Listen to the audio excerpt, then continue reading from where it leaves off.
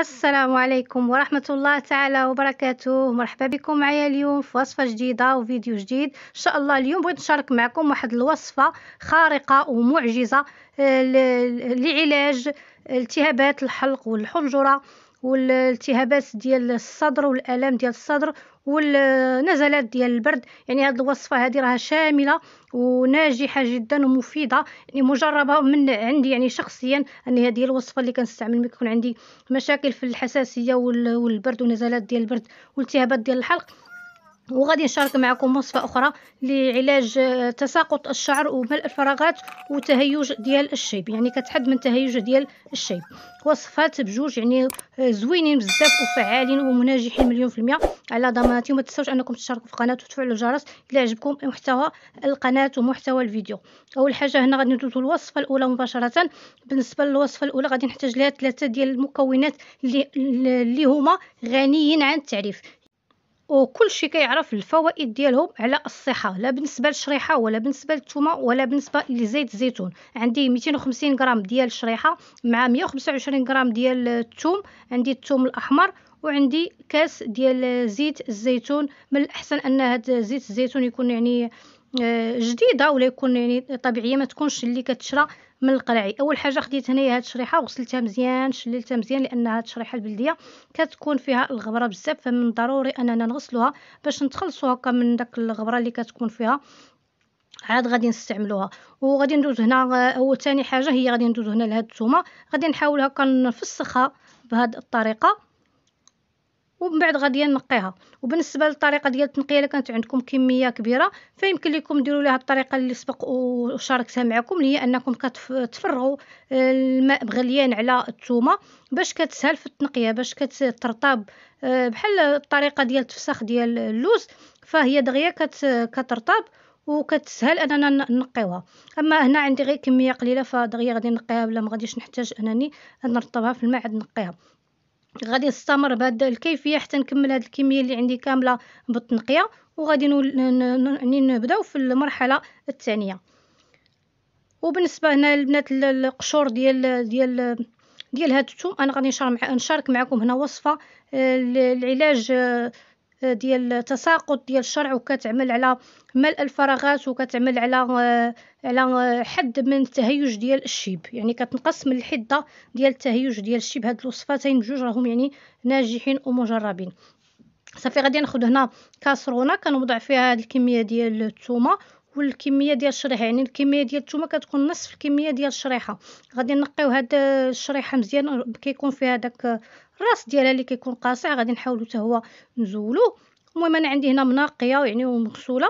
صافي غادي نوضعوها هنا في هاد الكاسرونه، وغادي نوضع معاها 2 كيسان ديال الماء حتى ل3 ديال الكيسان، يعني على حسب الاحتياج ديال هاد الشريحه، لانني غادي نطيبها. ويعني الوقيته اللي حسيتوا بها انها يعني نشفات زيدوا ليها الماء. المهم الجهد انها حتى طيب جيدا، حتى تعسل جيدا. يعني داك نقيسو يعني بيدينا داك الثومه بيدينا، ونقيسو داك الشريحه بيدينا، ونحسو بهم يعني طايبين ودايبين.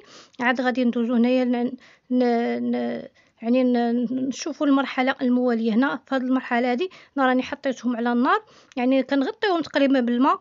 المهم كنخليهم يطيبوا حتى كيطيبوا جيدا. يعني انا كي قلت لكم ملي كتقيسهم كتلقاها يعني دايبه في يديكم. يعني في هذه المرحله صافي كنطفيو على النار وغندوزو للمرحله المواليه.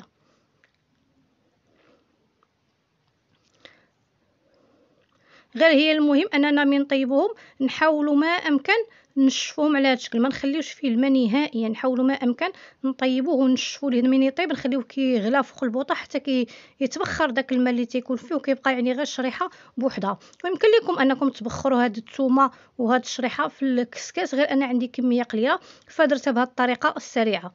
صافي غادي ناخذ هاد الشريحه والثومه وغادي نوضعهم هنا في هاد لاشوار، وغادي نحاول انني نطحنهم جيدا حتى يوليو بحال الكونفيتور ولا بحال واحد البيغي، يعني اللي رطبه.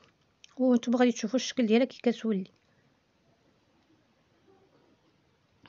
صافي على هذا الشكل هذا كنطحنها جيدا. وغادي نجيب هنا نفس الكاسرونه اللي طيبت فيها، غادي نرجع فيها هاد الشريحه والثومه اللي سبق وسلقنا ولا طيبنا جيدا. غادي نرجعوهم هنا الكاسرونه، وغادي نضيفوا معاهم داك زيت الزيتون اللي عندنا في المقادير. عندي كاس ديال زيت الزيتون يعني تكون زيت الزيتون اللي هي جديده ولا طبيعيه، ما تكونش هذيك اللي كنشريوها من الحوانت اللي كتكون في معبأه في قرعي، فما كتكونش يعني مضمونه انها زيت زيتون يعني طبيعيه ويعني وبيو.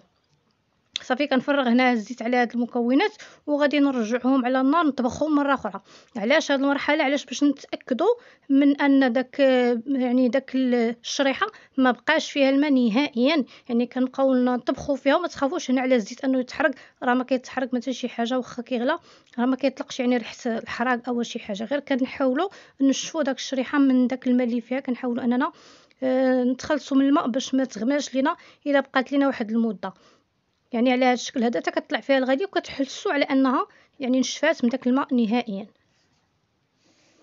صافي على هذا الشكل هذا كتكون هنا جاهزه. على هذا الشكل غادي ناخذ هنا شي قريعه اللي غادي نوضع فيها. انا كندير غير الكميه اللي غادي نحتاج لمده اسبوع ولا 10 ايام فكافيه. غير هي من المهم اننا هاد الشريحه والثومه يكونوا مغطيين بزيت الزيتون ضروري. يعني الكميه الا حسيتوا بالكميه ديال زيت الزيتون قليله فزيدوا الكميه غير تكون يعني مغطيه الوجه ديال القرعه مزيان، يعني تكون الزيت من الفوق طاغيه من الفوق.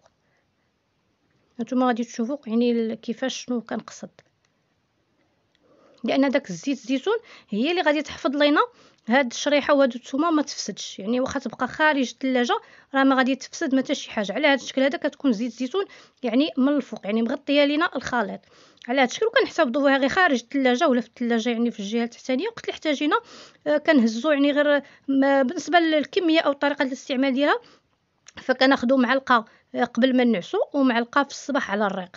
يمكن لكم تزيدوا معلقه ثالثه في الوسط ديال النهار غير نكونوا يعني ما واكلينش، نكونوا جيعانين ما نكونش يعني واكلين. صافي هذا هو الشكل ديالها والقوام ديالها، راه نتيجتها هائله يعني في العلاج ديال الحساسيه وعلاج ديال نزلات ديال البرد وعلاج ديال التهابات الحلق والحنجره والالام ديال الصدر.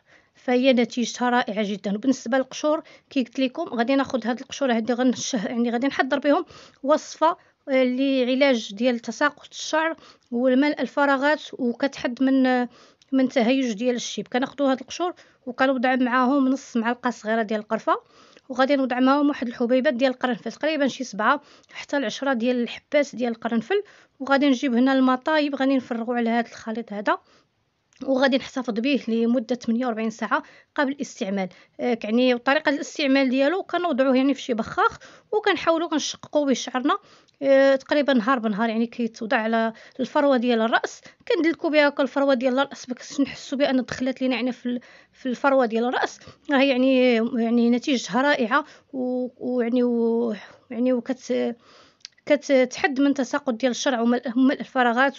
وبالنسبه هاد الخليط هذا واخا ديروه يعني ما تغسلوش شعركم يعني كيبقى هاد الخليط في الشعر ما كيعطي لا ريحه لا حتى شي حاجه، لان ريحه القرنفل وريحه القرفه فكتجي طاغيه وكتجي زوينه بزاف كتريحه زوينه. كنتمنى الا عجبكم هذا الفيديو ما تبخلوش عليا بلي لايك ديالكم وتشتركوا في القناه لاول مره كتشوفوا القناه تشتركوا فيها وتفعلوا زر الجرس باش يوصلكم جديد الوصفات. والى وصفه اخرى ان شاء الله.